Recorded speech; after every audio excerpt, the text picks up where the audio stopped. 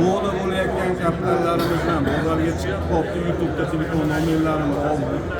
Mana gulni qaranglar. Mana haqiqiy qorasochni toza yo'nalishdagi birinchi guli. Shuni ham o'rgatib qo'ying.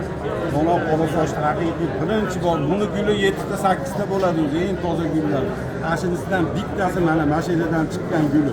Naqadan chiqib qolgan gulga ishi yo'q. Prosta hisoblanadi.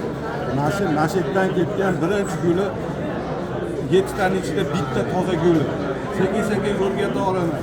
Ko'kcha gullari ham ko'payib ketdi hozir. Ko'kchani qo'shib qo'yapsizlar. Tozasini biz ajratib olamiz katta. Mana qorasoch. Bozorga bitta bo'lib chiqib qolyapti, hozir hit bo'lyapti. YouTube'da bor nomi. Chiroyli katta. Tanlari ham toza, dum varanga ko'ryapsizlar. Shu ishab turishinglar. Agar hozir bunday bo'lganda katta ishkal bo'lardi. Mana yayib o'ryapman. Dumning o'zi yayyapti. Mana varanga. Varanga dumlay parvozlar, varanga dumlarni ko'pchilik ishonmaydi, kiyinaladi. Ko'pchilik ushlashga sababi katta dumi bo'ladi, roli havoda uchganda dum boshqaradi katta. Shuning uchun dumi bunday kattalarni ko'pchilik 5 sekund ushlab ketadi.